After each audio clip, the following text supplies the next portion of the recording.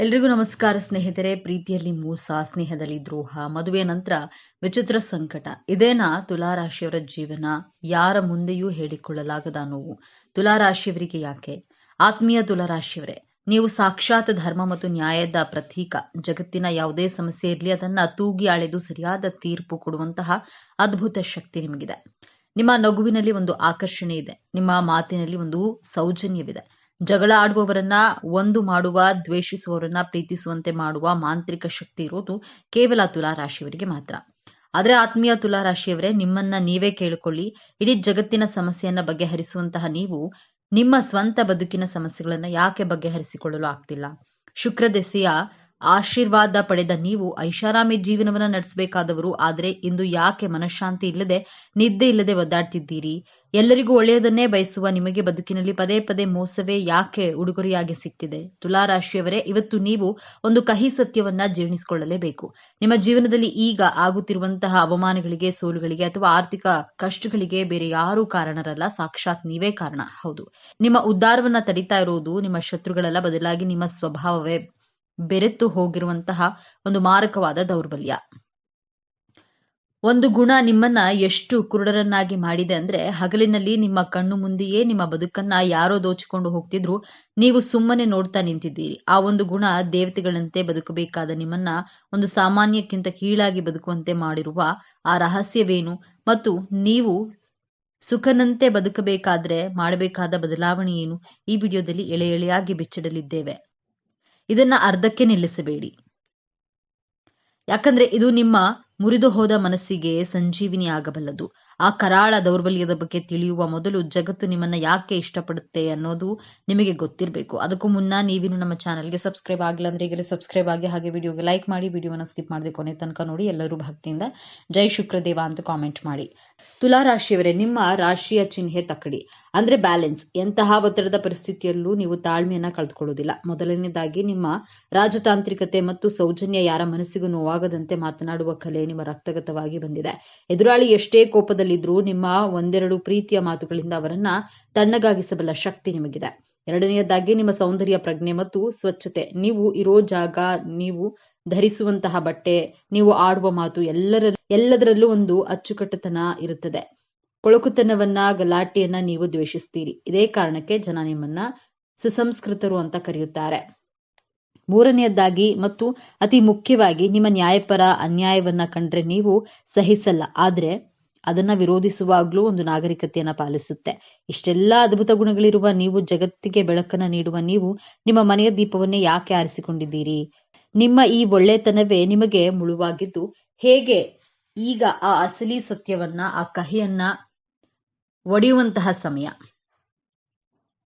ತುಲಾರಾಶಿಯವರೇ, ನಿಮ್ಮನ್ನ ಬಲ ಪ್ರಯೋಗದಿಂದ ಯಾರೂ ಸೋಲಿಸಲು ಸಾಧ್ಯವಿಲ್ಲ. ಆದ್ರೆ ನಿಮ್ಮನ್ನ ಕಣ್ಣೀರು ಹಾಕುವಂತೆ ಮಾಡುತ್ತಿರುವುದು ನಿಮ್ಮ ಆ ಒಂದು ಮಾರಕ ದೌರ್ಬಲ್ಯ. ಅದೇ ನಿರ್ಧಾರ ತೆಗೆದುಕೊಳ್ಳಲಾಗದ ಗೊಂದಲ ಮತ್ತು ಎಲ್ಲರನ್ನ ಮೆಚ್ಚಿಸಲು ಹೋಗುವ ದಾಸ್ಯದ ಮನೋಭಾವ.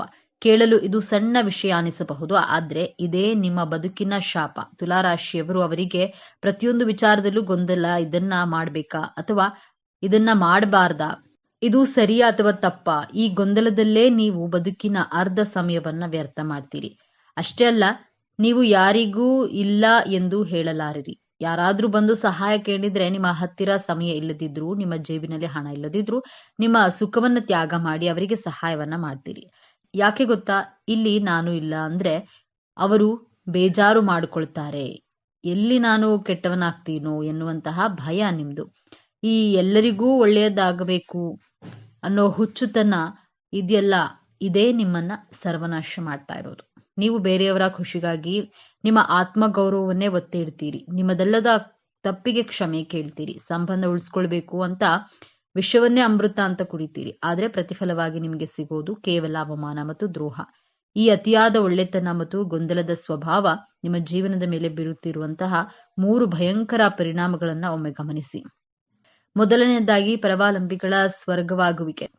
ತುಲಾರಾಶಿಯವರು ಎಲ್ಲಿಯವರೆಗೆ ಬೇರೆಯವರಿಗೆ ಉಪಯೋಗವಾಗ್ತಾರೆ ಅಲ್ಲಿಯವರೆಗೆ ಮಾತ್ರ ಜನ ಇವರನ್ನ ಪ್ರೀತಿಸ್ತಾರೆ. ನೀವು ನೋ ಹೇಳೋದಿಲ್ಲ ಅಂತ ಗೊತ್ತಿರೋ ಜನ ನಿಮ್ಮನ್ನ ಒಂದು ಟಿಶ್ಯೂ ಪೇಪರ್ ತರ ಬಳಸ್ಕೊಳ್ತಾರೆ. ನಿಮ್ಮ ಹಣ, ನಿಮ್ಮ ಸಮಯ, ನಿಮ್ಮ ಬುದ್ಧಿವಂತಿಕೆಯನ್ನು ಬಳಸ್ಕೊಂಡು ಕೊನೆಗೆ ನೀವು ಕಷ್ಟದಲ್ಲಿದ್ದಾಗ ನಿಮಗೆ ಬುದ್ಧಿ ಇಲ್ವಾ, ಯಾಕೆ ಮಾಡಿದೆ ಅಂತ ನಿಮ್ಮನ್ನೇ ದ್ವೇಷಿಸ್ತಾ ಹೋಗ್ತಾರೆ.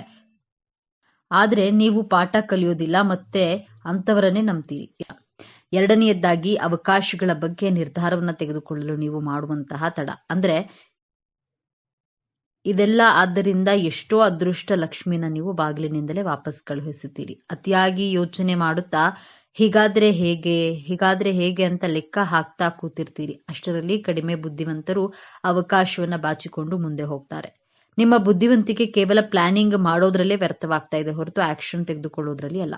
ಮೂರನೇದಾಗಿ ಒಳ್ಳೆ ಮನಸ್ಸಿನ ನರಕ. ಹೊರಗೆ ಎಲ್ಲರ ಜೊತೆ ನಗುತ್ತಾ ಇರುವಂತಹ ನೀವು ಒಳಗೆ ಅಳ್ತಿರ್ತೀರಿ, ನನ್ನನ್ನ ಯಾರು ಅರ್ಥ ಮಾಡ್ಕೊಳ್ಳುತ್ತಿಲ್ಲ, ನಾನು ಎಲ್ಲರಿಗೂ ಇಷ್ಟೆಲ್ಲಾ ಮಾಡಿದ್ರು ನನಗೆ ಯಾಕೆ ಈ ಶಿಕ್ಷೆ ಅನ್ನೋ ಕೊರಗು ನಿಮ್ಮನ್ನ ದಿನೇ ದಿನೇ ಕೊಲ್ಲುತ್ತದೆ. ನಿಮ್ಮತನವನ್ನೇ ಕಳೆದುಕೊಂಡು ಬೇರೆಯವರಿಗಾಗಿ ಬದುಕುವ ಬೊಂಬೆಯಾಗಿರ್ತೀರಿ. ತುಲಾರಾಶಿಯವರೇ, ಸಾಕು ಮಾಡಿ ಈ ತ್ಯಾಗವನ್ನ. ನಿಮ್ಮ ಒಳ್ಳೆಯತನಕ್ಕೆ ಬೆಲೆ ಇಲ್ಲದ ಜಾಗದಲ್ಲಿ ನಿಮ್ಮತನವನ್ನ ತೋರಿಸುವಂತಹ ಸಮಯ ಬಂದಿದೆ. ನೀವು ಮತ್ತೆ ಎದ್ದು ನಿಲ್ಲಬೇಕು. ನಿಮ್ಮ ರಾಶ್ಯಾಧಿಪತಿ ಶುಕ್ರನಂತೆ ಮತ್ತೆ ಮಿನುಗಬೇಕು. ಅಂದ್ರೆ ಈ 3 ಕಠಿಣ ನಿರ್ಧಾರಗಳನ್ನ ಈಗಲೇ ತೆಗೆದುಕೊಳ್ಳಿ. ಮೊದಲನೆಯದಾಗಿ ನಿರ್ದಾಕ್ಷಿಣ್ಯವಾಗಿ ತಿರಸ್ಕರಿಸೋದನ್ನ ಕಲಿಯಿರಿ. ಯಾರು ನಿಮ್ಮ ಸಮಯವನ್ನ ಶಾಂತಿಯನ್ನ ಹಾಳು ಮಾಡ್ತಾರೋ ಅವರಿಗೆ ಮುಖಕ್ಕೆ ಹೊಡೆದಂತೆ ನನ್ನಿಂದ ಆಗಲ್ಲ ಎಂದು ಹೇಳೋದನ್ನ ಕಲಿಯಿರಿ. ನೀವು ಕೆಟ್ಟವರಾದ್ರೂ ಪರವಾಗಿಲ್ಲ, ನಿಮ್ಮ ನೆಮ್ಮದಿಗಿಂತ ದೊಡ್ಡದು ಯಾವುದೂ ಇಲ್ಲ. ನೆನಪಿಡಿ, ಜಗತ್ತನ್ನ ಮೆಚ್ಚಿಸಲು ನೀವು ಹುಟ್ಟಿಲ್ಲ. ನಿಮ್ಮ ಬೌಂಡರಿಯನ್ನ ನೀವೇ ಹಾಕಿಕೊಳ್ಳಿ, ಆಗ ಮಾತ್ರ ಜನ ನಿಮಗೆ ಬೆಲೆ ಕೊಡ್ತಾರೆ. ಎರಡನೆಯದಾಗಿ ತ್ವರಿತ ನಿರ್ಧಾರಗಳೇ ಯಶಸ್ಸಿನ ಮೆಟ್ಟಿಲು. ಇಂದಿನಿಂದ ಅತಿಯಾಗಿ ಯೋಚನೆ ಮಾಡೋದನ್ನ ನಿಲ್ಲಿಸಿ ಬಿಡಿ. ಯಾವುದೇ ಅವಕಾಶ ಬಂದ್ರೂ ಅದು 70% ಸರಿ ಇದೆ ಅನಿಸಿದ್ರೆ ಮುನ್ನುಗ್ಗಿ, ತಪ್ಪು ನಡೆದ್ರೆ ತಿದ್ದುಕೊಳ್ಳೋಣ. ಆದ್ರೆ ಯೋಚನೆ ಮಾಡುತ್ತಾ ಕೂತು ಸಮಯ ವ್ಯರ್ಥ ಮಾಡಬೇಡಿ. ನಿಂತ ನೀರು ಕೊಳೆಯುತ್ತದೆ, ಹರಿಯುವ ನೀರು ಮಾತ್ರ ಪವಿತ್ರ. ಹಾಗೆಯೇ ಆಕ್ಷನ್ ತೆಗೆದುಕೊಳ್ಳುವಂತಹ ತುಲಾರಾಶಿಯವರು ಮಾತ್ರ ಗೆಲ್ತಾರೆ. ಮೂರನೆಯದಾಗಿ ಸ್ವಯಂ ಪ್ರೀತಿ ಮತ್ತು ಸ್ವಾರ್ಥ. ಹೌದು, ನೀವು ಸ್ವಲ್ಪ ಸ್ವಾರ್ಥಿಗಳಾಗಬೇಕು. ನಿಮ್ಮ ಸಂಪಾದನೆಯನ್ನ, ನಿಮ್ಮ ಪ್ರೀತಿಯನ್ನ ಮೊದಲು ನೀವು ನಿಮ್ಮ ಮೇಲೆ ಖರ್ಚು ಮಾಡಿ. ನೀವು ಚೆನ್ನಾಗಿದ್ರೆ ಮಾತ್ರ ಜಗತ್ತು ಚೆನ್ನಾಗಿ ಕಾಣುತ್ತೆ. ಕನ್ನಡಿಯನ್ನ ನೋಡಿಕೊಂಡು ಬೇರೆಯವರಿಗಾಗಿ ಬದುಕೋದನ್ನ ಬಿಟ್ಟು ನಿಮಗಾಗಿ ನೀವು ಬದುಕೋದನ್ನ ಹಿಂದೆ ಪ್ರಾರಂಭಿಸಿ. ತುಲಾರಾಶಿಯವರೇ, ನೀವು ವಜ್ರದ ಹರಳಿನಂತೆ. ವಜ್ರಕ್ಕೆ ಹೊಳಪು ಬರಬೇಕಂದ್ರೆ ಅದನ್ನ ಕತ್ತರಿಸಬೇಕು. ನೀವು ಪಟ್ಟ ಕಷ್ಟಗಳು, ಅನುಭವಿಸಿದ ಅವಮಾನಗಳು ನಿಮ್ಮನ್ನ ಇನ್ನಷ್ಟು ಗಟ್ಟಿಯಾಗಿಸಬೇಕು ಹೊರತು ವೀಕ್ ಆಗಿಸಬಾರದು. ಇಂದಿನಿಂದ ನಿಮ್ಮ ಜೀವನದ ತಕ್ಕಡಿಯಲ್ಲಿ ಒಂದು ಕಡೆ ಜಗತ್ತನ್ನ ಇಡಿ, ಇನ್ನೊಂದು ಕಡೆ ನಿಮ್ಮನ್ನ ನೀವೇ ಇಟ್ಕೊಳ್ಳಿ. ಯಾವಾಗಲೂ ನಿಮ್ಮ ಕಡೆಯ ತೂಕ ಹೆಚ್ಚಿರಲಿ. ನಿಮ್ಮ ಮೃದು ಸ್ವಭಾವವನ್ನ ದೌರ್ಬಲ್ಯ ಎಂದು ಭಾವಿಸುವವರಿಗೆ ನಿಮ್ಮ ಕಠಿಣ ನಿರ್ಧಾರಗಳ ಮೂಲಕ ಉತ್ತರವನ್ನ ಕೊಡಿ. ನಿಮ್ಮ ಕಡೆಗಣಿಸಿದವರು, ನಿಮ್ಮನ್ನ ಬಳಸಿಕೊಂಡು ಬಿಸಾಡಿದವರು ನಾಳೆ ನಿಮ್ಮ ಯಶಸ್ಸನ್ನ ಕಂಡು ಸಾಲಿನಲ್ಲಿ ಬಂದು ನಿಲ್ಲುವಂತೆ ಬೆಳೆಯಿರಿ. ಆ ತಾಕತ್ತು, ಆ ಕಲೆ, ಆ ರಾಜಯೋಗ ನಿಮ್ಮ ಜಾತಕದಲ್ಲೇ ಇದೆ. ಬೇಕಾಗಿರೋದು ಕೇವಲ ಎಚ್ಚೆತ್ತುಕೊಳ್ಳುವಂತಹ ಮನಸ್ಸು. ಸ್ನೇಹಿತರೆ, ಈ ವಿಡಿಯೋದಲ್ಲಿ ಹೇಳಿದ ಮಾತುಗಳು ನಿಮ್ಮ ಜೀವನಕ್ಕೆ ಹತ್ತಿರ ಅನಿಸಿದ್ರೆ, ಹೌದು ನಾನು ಕೂಡ ಇದೇ ತಪ್ಪನ್ನ ಮಾಡಿದ್ದೆ ಅಂತ ನಿಮಗೆ ಅನಿಸಿದ್ರೆ ದಯವಿಟ್ಟು ಈ ವಿಡಿಯೋಗೆ ಒಂದು ಲೈಕ್ ಮಾಡಿ. ನಿಮ್ಮ ಲೈಕ್ ನಮಗೆ ಇಂತಹ ಆಳವಾದ ಸತ್ಯಗಳನ್ನು ಹುಡುಕಿ ತರಲು ಸ್ಫೂರ್ತಿ ನೀಡುತ್ತೆ. ಮತ್ತು ತುಲಾರಾಶಿಯವರೇ, ನಿಮ್ಮಂತೆ ನೋವು ಅನುಭವಿಸುತ್ತಿರುವ, ದಾರಿ ಕಾಣದೇ ಇರುವ ನಿಮ್ಮ ಸ್ನೇಹಿತರಿಗೂ ಈ ವಿಡಿಯೋವನ್ನ ಶೇರ್ ಮಾಡಿ. ಜ್ಯೋತಿಷ್ಯದ ಜೊತೆಗೆ ಜೀವನದ ಪಾಠವನ್ನ ಕಲಿಯಲು, ನಿಮ್ಮ ಬದುಕಿನ ರಹಸ್ಯಗಳನ್ನ ಪ್ರತಿ ವಾರ ತಿಳಿದುಕೊಳ್ಳಲು ಈಗಲೇ ನಮ್ಮ ಚಾನೆಲ್ ಅನ್ನ ಸಬ್ಸ್ಕ್ರೈಬ್ ಮಾಡಿಕೊಳ್ಳಿ. ಬೆಲ್ ಐಕಾನ್ ಅನ್ನ ಒತ್ತಿ. ನಿಮ್ಮ ಜೀವನದ ಯಾವ ಘಟನೆ ನಿಮಗೆ ಹೆಚ್ಚು ನೋವು ತಂದಿದೆ ಅಥವಾ ನೀವು ಇನ್ನು ಮುಂದೆ ಯಾವ ಬದಲಾವಣೆಯನ್ನ ಮಾಡ್ಕೊಳ್ತೀರಿ ಎಂಬುದನ್ನ ಕಾಮೆಂಟ್ ಮೂಲಕ ನಮಗೆ ತಿಳಿಸಿ. ನಿಮ್ಮ ಗೆಲುವೇ ನಮ್ಮ ಗುರಿ. ಸರ್ವೇ ಜನೋ ಸುಖಿನೋ ಭವತು. ಮುಂದೆ 12 ರಾಶಿಗಳಲ್ಲಿ 7ನೇ ರಾಶಿ ತುಲಾ. ಈ ರಾಶಿಯ ಅಧಿಪತಿ ಶುಕ್ರ. ಈ ಚಿಹ್ನೆಯಲ್ಲಿ ಗಾಳಿಯ ಅಂಶವು ಹೆಚ್ಚು ಪ್ರಮುಖವಾಗಿದೆ. ಇದು ಚಲಿಸಬಲ್ಲ ಚಿಹ್ನೆ. ಈ ರಾಶಿಯಲ್ಲಿ ಶನಿಯು ಉತ್ಕೃಷ್ಟನಾಗಿರ್ತಾನೆ ಮತ್ತು ಸೂರ್ಯನು ದುರ್ಬಲನಾಗಿರ್ತಾನೆ.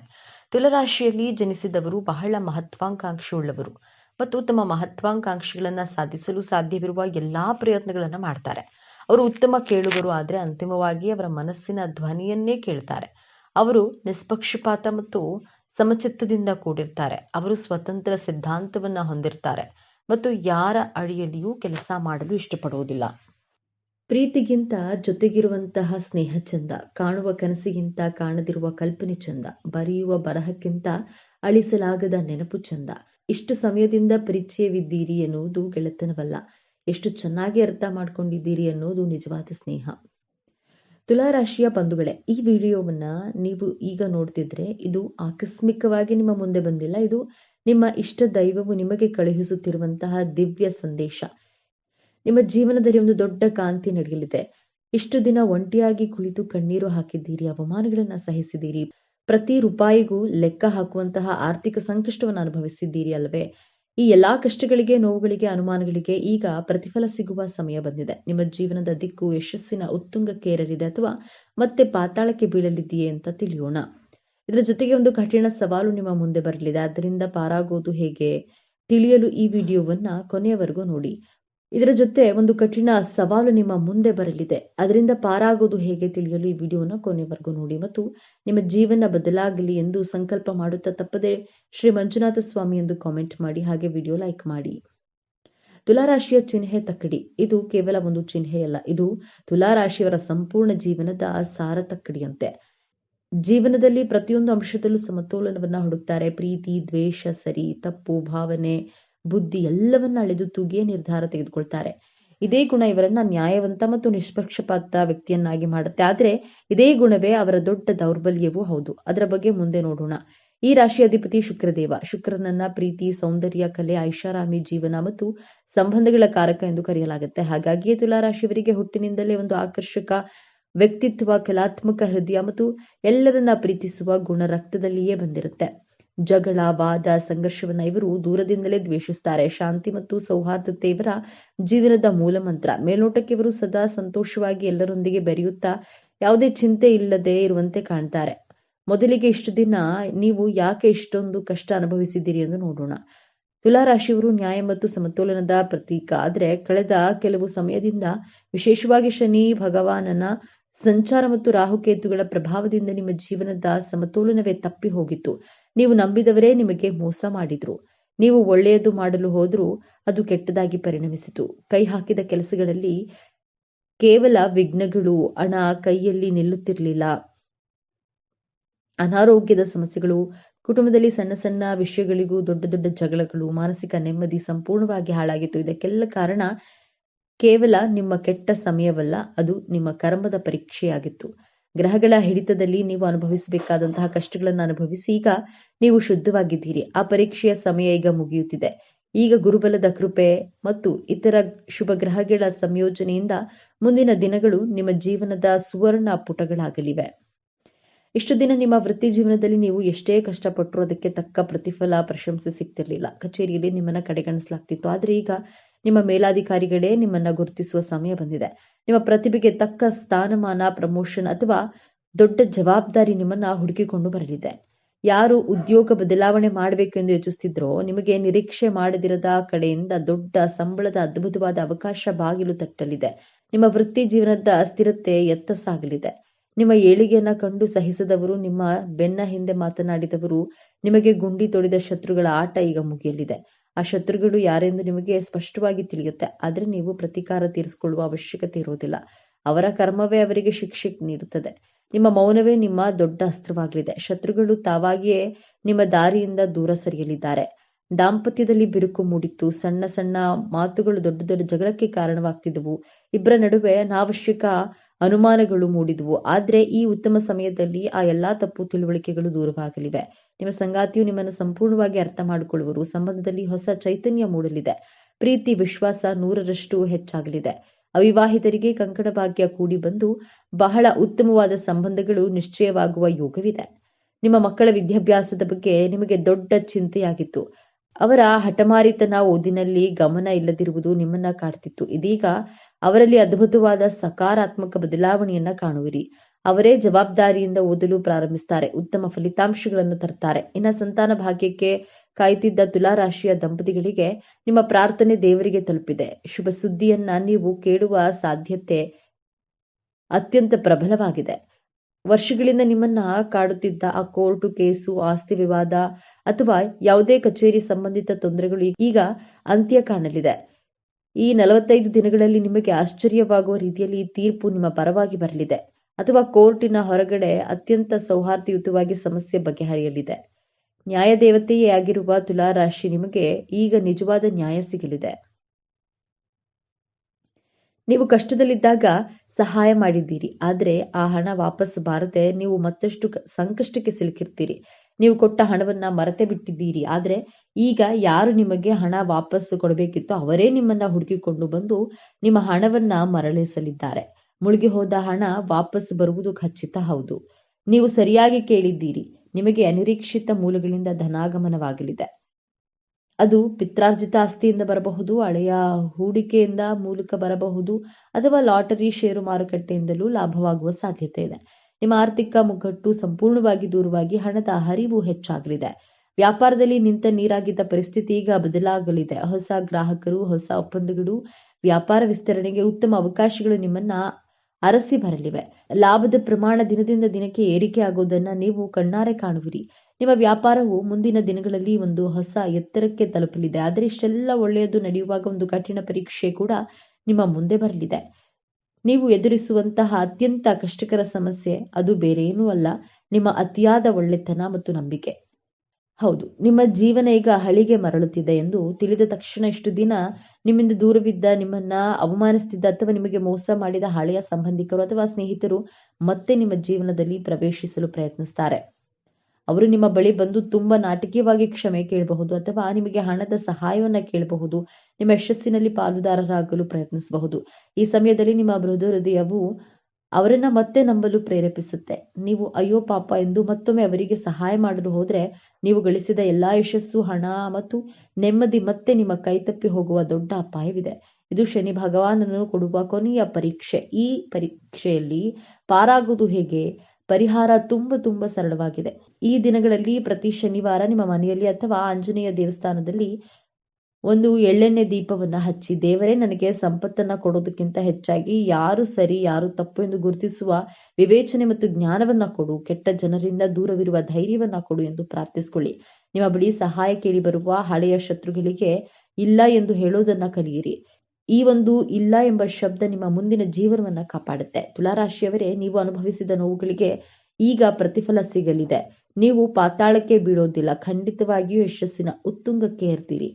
ಈ ವಿಡಿಯೋ ನಿಮಗೆ ತಲುಪಿದೆ ಅಂದ್ರೆ ಅದು ನಿಮ್ಮ ಇಷ್ಟ ದೈವದ ಸಂಕೇತ. ನಿಮ್ಮ ಒಳ್ಳೆಯ ದಿನಗಳು ಪ್ರಾರಂಭವಾಗಲಿವೆ. ಈ ದೈವಿಕ ಸಂದೇಶವನ್ನ ಸ್ವೀಕರಿಸಿ ನಿಮ್ಮ ಎಲ್ಲಾ ಕಷ್ಟಗಳು ಕರಗಿ ಹೋಗಲಿ ಎಂದು ಹಾರೈಸುತ್ತಾ, ಮರೆಯದೆ ನಿಮ್ಮ ಇಷ್ಟ ದೇವರ ಅಥವಾ ಕುಲದೇವರ ಹೆಸರನ್ನ ಕಾಮೆಂಟ್ ಮಾಡಿ. ಸರ್ವೇ ಜನೋ ಸುಖಿನೋ ಭವಂತು. ಇದೇ ತರಹದ ಜ್ಯೋತಿಷ್ಯಕ್ಕೆ ಸಂಬಂಧಪಟ್ಟಂತಹ ವಿಡಿಯೋ ನೋಡಲು ನಮ್ಮ ಚಾನೆಲ್ಗೆ ಸಬ್ಸ್ಕ್ರೈಬ್ ಆಗಿ, ಈ ವಿಡಿಯೋಗೆ ಲೈಕ್ ಮಾಡಿ, ಶೇರ್ ಮಾಡಿ.